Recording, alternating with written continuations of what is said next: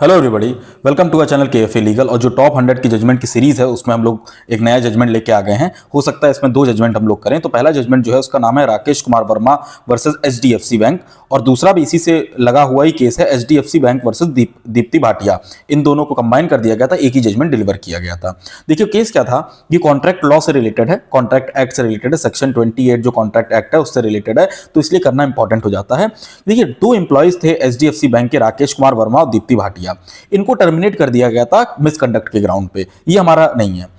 आगे हम हमारे लिए जो काम की बात है वो ये है कि each had an employment contract containing an exclusive jurisdiction clause stating that only courts in Mumbai have shall adjudicate dispute arising from the contract. सीधा सी बात है, उनने कहा कि अगर कोई भी डिस्प्यूट होता है ये सर्विस कॉन्ट्रैक्ट को लेके तो सिर्फ मुंबई की कोर्ट जो होंगी वो ही एलिजिबल होंगी, वहीं पे एक्सक्लूसिव जुरिसडिक्शन होगा, वही उन्हीं का जुरिसडिक्शन होगा। ठीक है।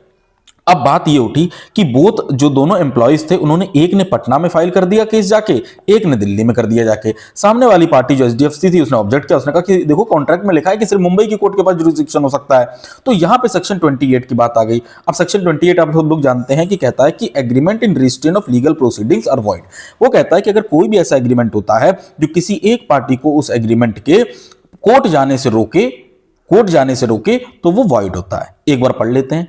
Every agreement by which any party thereto is restricted absolutely, ये देखिएगा word, this is the main word, absolutely, कि एब्सोल्यूटली रिस्ट्रेन होना चाहिए कोर्ट जाने से from enforcing his right under और in respect of any contract by the usual legal proceeding in ordinary tribunals और which limits the time within which he में। अरे simple सा मैं बता दे रहा हूं कि जो भी पार्टी किसी मतलब एक कॉन्ट्रैक्ट हो रहा है और उस कॉन्ट्रैक्ट में एक पार्टी को कोर्ट जाने से एब्सोल्यूटली रोका जा रहा हो कि आप उस कोर्ट में जा नहीं सकते हैं, या फिर एक टाइम लिमिट ऐसी दे दी जा रही है कि वो व्यक्ति जा ही नहीं सकता है। अगर टाइम लिमिट दे दी गई, जो लिमिटेशन एक्ट वाली टाइम लिमिट नहीं, नॉर्मल टाइम लिमिट दे दी गई कि नहीं एक ही महीने के अंदर आपको जाना है, ऐसा नहीं कर सकते हैं। और ना ही आप ये कर सकते हैं कि आप कोर्ट जा ही नहीं सकते हैं। तो अगर कोई भी कॉन्ट्रैक्ट में कोई भी टर्म आपको एब्सोल्यूटली रिस्ट्रेन कर रहा है कोर्ट जाने से, तो वो कॉन्ट्रैक्ट वॉइड है। तो यही ग्राउंड उन्होंने लिया। उन्होंने कहा कि आप तो हमें पटना की कोर्ट जाने से ही रोक रहे हैं।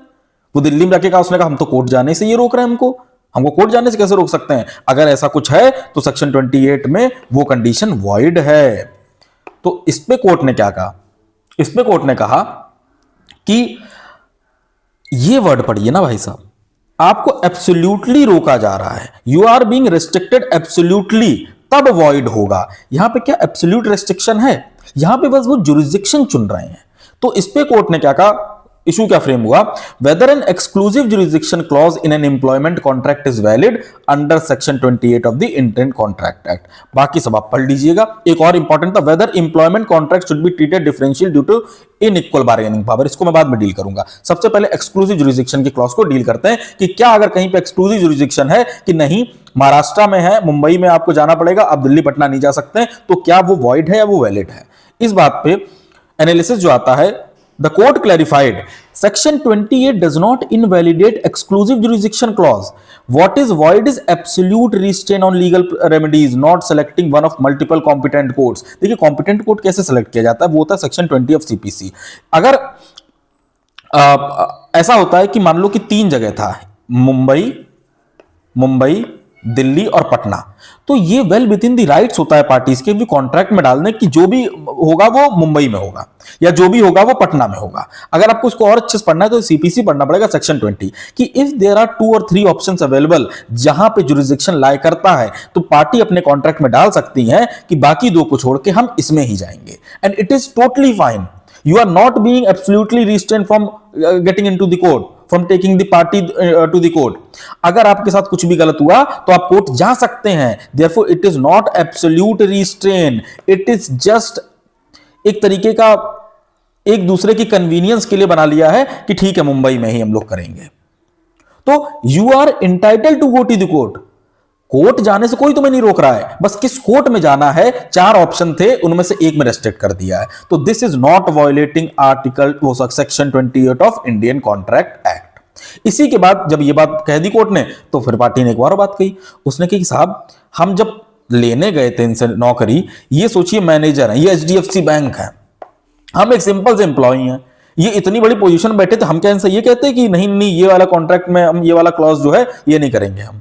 तो इसलिए दूसरा इशू फ्रेम हुआ whether employment contract should be treated differentially due to unequal bargaining power. उन्होंने कहा जब हम कॉन्ट्रैक्ट इनके साथ कर रहे थे नौकरी का तो अनइक्वल बार्गेनिंग पावर थी, मैं इनके यहां एम्प्लॉय बनने जा रहा था, ये HDFC बैंक थे, इसलिए हम कुछ बोल ही नहीं पाए, हम इस बात पे कुछ रख ही नहीं पाए।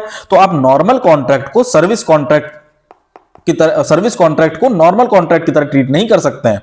इस पे कोर्ट ने क्या कहा, इस पे कोर्ट ने जो कहा वो मैं आपको बता देता हूं।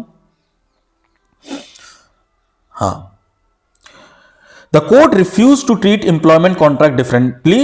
Contract must be treated equally irrespective of bargaining strength. Mighty Loin versus Timid Right analogy was rejected. Inequality of bargaining power alone does not invalidate contractual term. Only vitiating factors can invalidate contract, not mere unequal strength. उन्होंने सीधा कह दिया कि भाई सिर्फ bargaining power ज्यादा कम होने से, अगर ऐसा होता क्या फ्रॉड था या फिर ऐसा होता कि कोरिजन था तो मान सकते थे, लेकिन सिर्फ इसलिए कि बार्गेनिंग पावर किसी के पास ज्यादा थी हम ये नहीं कह सकते नहीं कि कॉन्ट्रैक्ट वॉइड है और इसलिए ये जुरिस्डिक्शन मुंबई नहीं तीनों जगह लाया करेगा। तो दो चीजें हुई कि क्या एक्सक्लूसिव जुरिस्डिक्शन का क्लॉज रखा जा सकता है, हाँ रखा जा सकता है। अगर 3 जगह अवेलेबल है जहां तीनों जगह जुरिस्डिक्शन बन रहा है किसी केस का तो एक जगह चूज की जा सकती है, बाकी 2 को निगेट कर दिया जा सकता है। दूसरा, क्या सर्विस कॉन्ट्रैक्ट जो है वो अलग होते हैं नॉर्मल कॉन्ट्रैक्ट से क्योंकि बार्गेनिंग पावर उसमें ज्यादा होती है सर्विस कॉन्ट्रैक्ट्स में? तो नहीं, ऐसा कुछ भी नहीं है, दोनों इक्वल होते हैं, इसलिए कॉन्ट्रैक्ट एक्ट उन पे लगेगा, सेक्शन 28 उन पे लगेगा। अब अगला वीडियो मैं अगले में ही कवर कर दूंगा।